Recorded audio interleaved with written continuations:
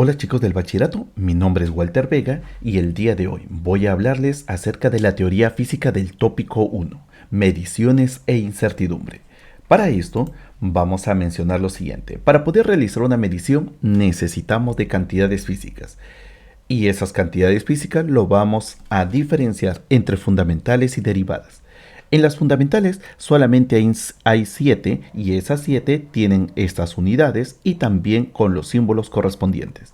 Pero en las derivadas, que están formadas por las fundamentales, son muchos más que estas, donde ahí vamos a tener el área, el volumen, la densidad y todas las demás.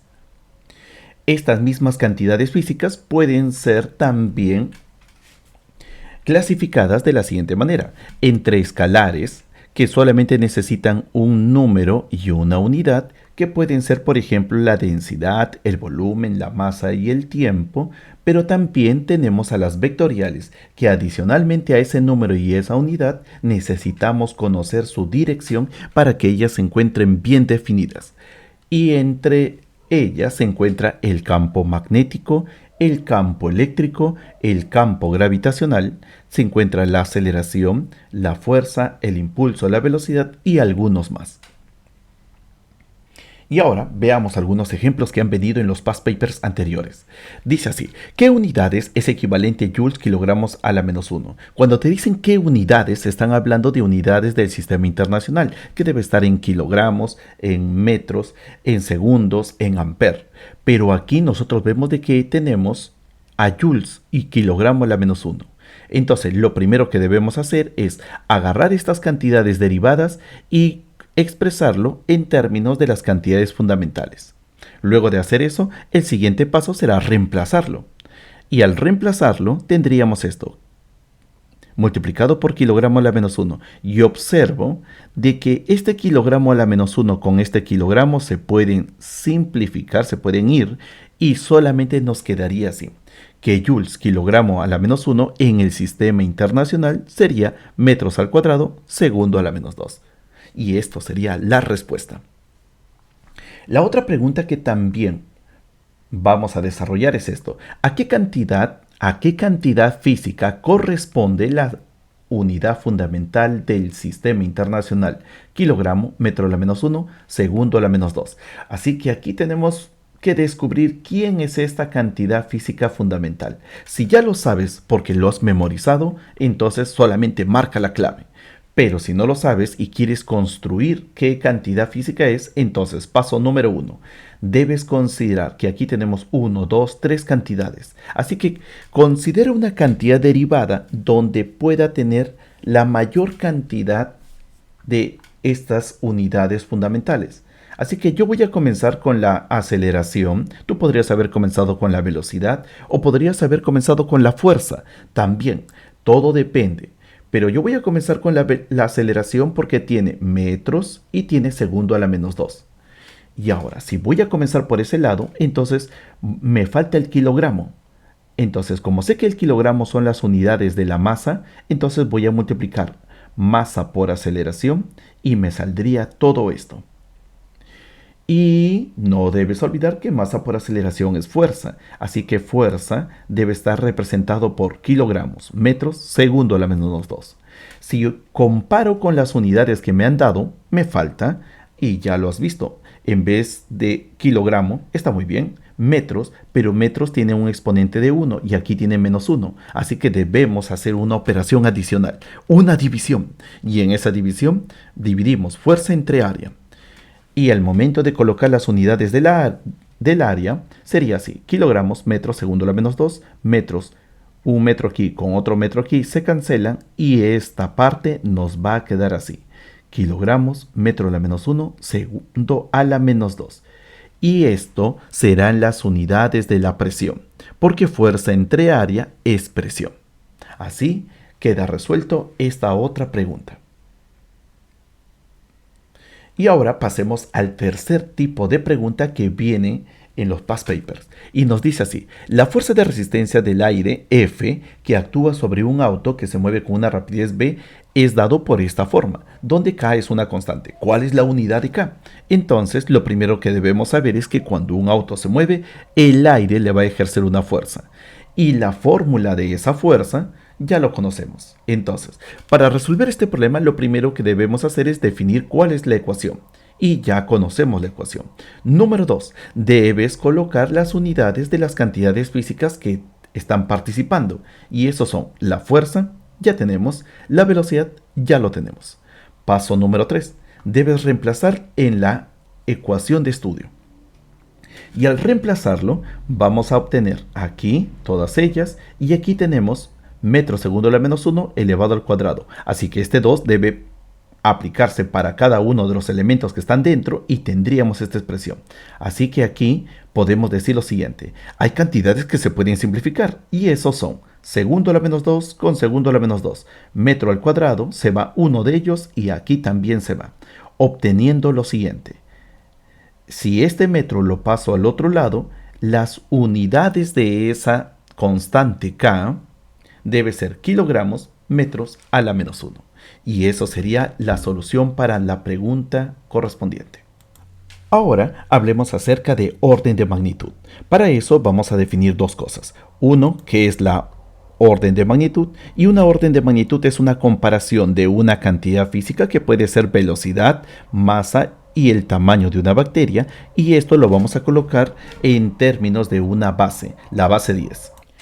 Por ejemplo, tenemos para el caso de la velocidad de la luz, su velocidad es 300.000 km por segundo a la menos 1. Esto lo vamos a escribir en notación científica, que sería 3 por 10 a la 8 metros segundo a la menos 1. Luego de escribirlo en notación científica, vamos a indicar de que en la base 10 tiene un exponente a la 8. Entonces el orden de magnitud sería 10 a la 8. Si tenemos una persona que tiene una masa de 65 kilogramos, paso número 1, coloca en notación científica. Sería 6.5 por 10 a la 1. Así que el orden de magnitud debería de ser 10 a la 1. Pero como veo que el número que está al costado es mayor que 5, entonces a esta orden de magnitud debemos agregarle un 1. Ya no va a ser 10 a la 1, sino 10 a la 2. Finalmente, si tenemos una bacteria cuyo tamaño es esto, lo pasamos a notación científica y luego de eso decimos, bueno, como el número que está aquí hacia la izquierda es menor que 5, así que el orden de magnitud debe ser 10 a la menos 6 metros. En el caso de los multiplicadores métricos, vamos a tener un conjunto de prefijos con los símbolos y sus potencias. Y no te preocupes memorizarlo, solo que esto ya está en el cuadernillo. Además de eso, debemos saber esto, que la palabra mili, micro, nano son utilizados mucho en el caso del tópico de electricidad. En el caso de mega, de giga y de kilo, lo vamos a utilizar bastante en física atómica y nuclear. Seguidamente vamos a ver lo que son cifras significativas. Para eso, primera parte, reglas. Si tenemos 32.524, vamos a decir lo siguiente. Todo dígito que no es 0 siempre es una cifra significativa. Entonces, aquí tenemos 2 cifras significativas y aquí tenemos 4. Eso sería nuestra cantidad de cifras significativas. Luego, si tuviéramos todos ellos, pero observamos que a diferencia del anterior hay un 0 en el medio y aquí también. La regla nos dice de que todo número, o sea, todo 0 que se encuentre entre dos dígitos que son diferentes de 0, entonces también se consideran como significativas. Así que tenemos 1, 2, 3 y por aquí tenemos 1, 2, 3, 4, 5. Y si tuviéramos un 0 hacia la izquierda, como estos dos casos, la regla nos dicen así, que ellos no se van a considerar como significativos. Así que solamente tendríamos aquí 2 y aquí tendríamos 4 cifras significativas. Y si hubieran ceros hacia la derecha, pero después de un punto decimal o de una coma decimal, ellas sí se van a considerar. Así que tendríamos aquí 3 y aquí tendríamos 5 cifras significativas. Finalmente, y si tuviéramos aquí 3200, hay dos ceros, debemos considerar, como habíamos dicho en la regla anterior, no se consideran si no hay un punto decimal. Aquí solamente tendríamos dos cifras significativas y aquí tendríamos 5. Y con estas reglas vamos a realizar algunas operaciones. Por ejemplo, sumas y restas, multiplicación y división. Si nos dicen así, una mesa tiene como lados 0.86 y 1.5, calcular su perímetro. Para calcular el perímetro debemos sumar todos los lados. Y como él tiene 4 lados, debemos sumar 0.86, 1.5, 0.86, 1.5. Y si sumamos toda esta expresión, tendríamos un valor de 4.72 metros. Ahora, ¿cómo escribimos esta medición? Para el perímetro debemos saber lo siguiente. Regla. Siempre nos debemos quedar con la menor cantidad de números decimales. Aquí teníamos dos números decimales, aquí teníamos solamente uno, así que debemos terminar solamente con un número decimal. Naturalmente todo esto debe estar redondeado. Pero si tuviéramos una multiplicación y una división, ¿qué pasaría ahí? La respuesta lo vamos a obtener con este ejemplo. Una persona jala una caja de 6.4 kilogramos, aquí tenemos dos cifras significativas, con una fuerza de magnitud de 24.2 newton, tres cifras significativas. Calcular la aceleración.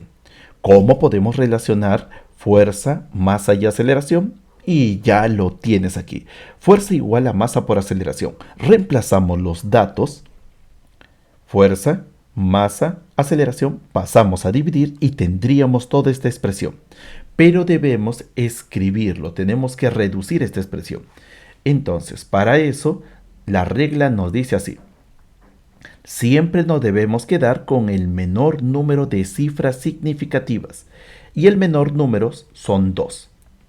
Así que de aquí tenemos 6 cifras significativas y nos debemos quedar solamente hasta aquí, 3.7. Pero como el número que está después de él es 8, así que debemos redondear y nos sale 3.8 metros segundo a la menos 2. Esos serían dos ejemplos para las operaciones con cifras significativas.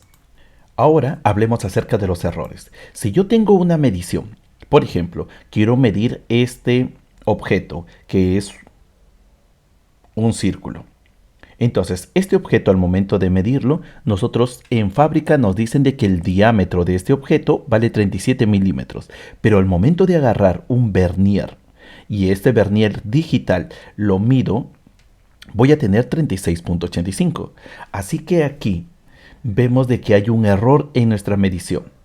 Y si nosotros queremos calcular el error seguirá la siguiente fórmula. Valor verdadero, que sería 37 milímetros, menos el valor medido. Y al momento de hacer esas operaciones, vamos a tener que el error vale 0.15 milímetros. Y la pregunta es, ¿por qué ocurrió ese error? Antes de responder esa pregunta, debemos saber de que ese error se le va a conocer como error total.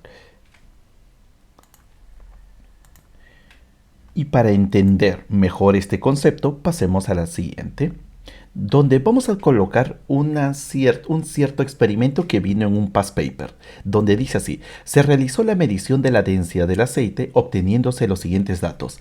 Primero, debemos saber de que la densidad de este aceite es 0.8 gramos por centímetros a la menos 3. Esto ya es el valor medido por una fábrica, así que ahora nosotros en nuestro laboratorio vamos a hacer esta experiencia. Así que lo primero que vamos a hacer es, vamos a colocar el volumen de 1.6. 1.6 de aceite y según la balanza vale 0.80. Luego colocamos más aceite y ahora tiene un volumen de 2.6. Y con este volumen tenemos esta masa, después 3.6, 2.42 y así. Hemos medido 5 volúmenes diferentes y también con sus respectivas masas, obteniendo que al momento de dividir, porque recuerden que la fórmula de la densidad es masa entre volumen, así que debemos dividir la masa 0.8 entre 1.6. Cuando se dividió, se obtuvo 0.50, para el siguiente caso 0.61, para el siguiente 0.67, 0.69 y 0.71. Y observamos que para cada una de las mediciones tenemos valores diferentes. Eso de ahí Comparado a la densidad del aceite, a la densidad del aceite verdadero, comparado a los que hemos medido, están muy distantes sus valores. Ahora, ¿por qué ocurrió esto? ¿Qué está pasando aquí cuando estoy haciendo la medición? ¿Acaso no habremos calibrado la balanza? ¿La temperatura del ambiente habrá sido la misma? ¿Habré observado correctamente el volumen del aceite? ¿El aceite será puro o tendrá alguna combinación con algo más? Entonces, a- sería, sería bueno haber hecho varias mediciones para poder corregir estos errores. Todas esas preguntas nos pueden venir a la cabeza luego de encontrar estos datos. Así que para poder solucionar, vamos a ver esto. Tenemos aquí la tabla de las densidades. Ahora vamos a hacer una gráfica, una distribución de datos y vamos a ver. Por ejemplo, esta línea horizontal nos indica la densidad en gramos por centímetro a la menos 3 y tenemos el valor más pequeño, vale 0.5, 0.50 y el valor más grande vale 0.71. El resto de valores que hemos encontrado están entre ellas dos. Así que voy a trazar una línea vertical donde él me indica el valor verdadero. El valor verdadero vale 0.8, pero los valores que hemos obtenido están lejanos al valor verdadero.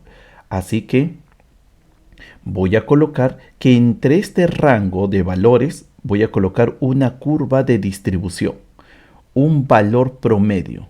¿Qué sería esta línea de color verde? Es un valor promedio para todos estos valores que hemos obtenido. Y ahora diremos lo siguiente. Entre el valor verdadero y el valor promedio de todos estos valores hay un error sistemático.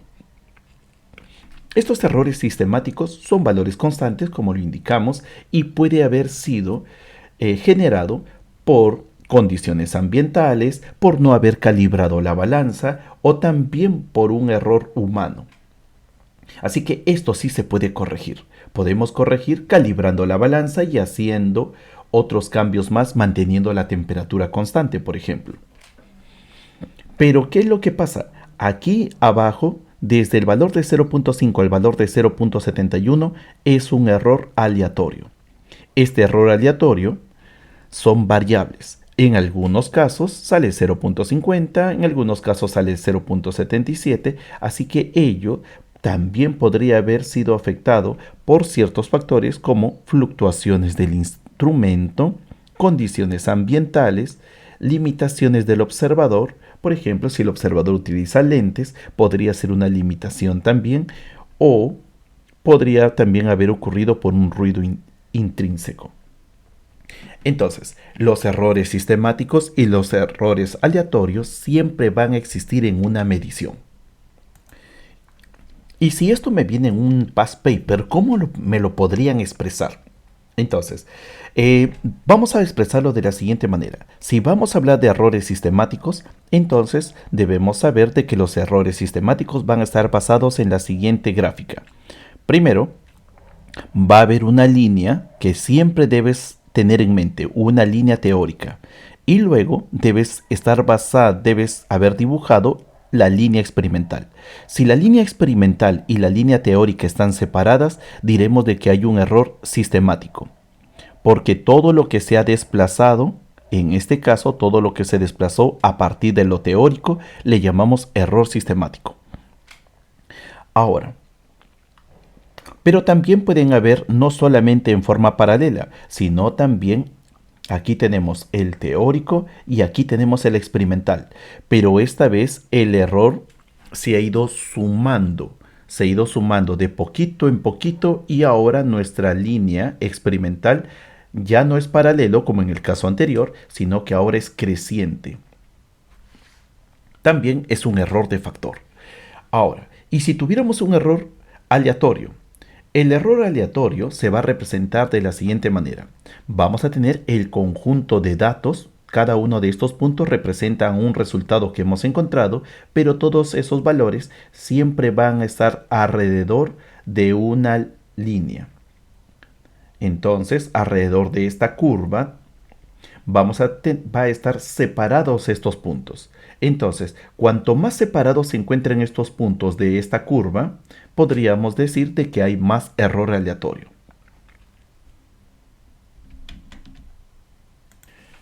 Entonces, al graficar, si ya hemos entendido hasta aquí, si yo voy a graficar todas las mediciones que hemos hecho entre masa y volumen, vamos a tener este conjunto de valores. Aquí tenemos esta cruz representa a un dato, otro dato y aquí tenemos los 5 datos para cada masa y para cada volumen. Así que si trazo una recta que una a estos 5, a esta recta que tenemos aquí, como está pasando por todos ellos, casi por todos ellos, pero hay algunos que como este que está un poquito separado, esa pequeña separación le vamos a llamar error aleatorio. Así que esta línea o esta recta de color azul está pasando casi por todos los puntos. Así que podemos decir de que el error aleatorio durante la medición es muy pequeña. Pero si comparamos con el valor verdadero está aquí. Para poder encontrar que la densidad del aceite vale 0.8, tendríamos que haber estado muy cerca de este color rojo. Entonces, esa separación que tenemos de la línea roja le llamamos error sistemático. Entonces, el error sistemático es aquel valor que nos va a indicar qué tan alejado nos encontramos del valor verdadero. Y el error aleatorio va a estar basado en el concepto de qué tan alejados se encuentran los puntos o los datos que hemos encontrado de la recta que hemos dibujado aquí. Y ahora veamos esta última parte, donde vamos a decir dos palabras claves, exactitud y precisión. ¿A qué nos vamos a referir con exactitud? Así como el gráfico que habíamos presentado, 0.8 es el valor verdadero y de toda esta distribución tenemos esta línea verde que representa el valor medio, entonces decimos, si la línea de color verde está más cerca de la línea de color roja, entonces diremos de que la exactitud es mayor, es alta. Entonces la exactitud depende mucho de eso, de qué tan cerca se encuentra la línea verde de la línea roja. El caso de la precisión. La precisión es el rango de valores que nosotros tenemos de 0.5 a 0.71. Debemos encontrar de que esta curva debe ser cada vez más angosta. Si es cada vez más angosta esta curva, o en otras palabras, los datos que tenemos aquí se encuentran muy cerca, entonces diremos de que es muy preciso. ¿Y cómo esto puede venir en un past paper? Entonces, en los past paper vienen de esta forma. Número 1, te van a decir aquí, el punto rojo que tenemos aquí es el blanco, es decir, el valor verdadero. Y como es el valor verdadero, los puntos de color azul son los datos que nosotros hemos encontrado. Aquí veo que todos los datos que hemos encontrado, todos los puntos están cayendo. Muchos de ellos están cayendo en el punto rojo. Entonces quiere decir de que la exactitud es alta porque los puntos están llegando al punto rojo y como todos estos puntos están muy cercanos, es decir, todos ellos están juntos, entonces hay alta exactitud y alta precisión. Entonces, si los puntos tú lo ves juntos, hay mucha precisión. Y si esos puntos se encuentran cerca del punto rojo o del blanco, diremos de que hay alta exactitud.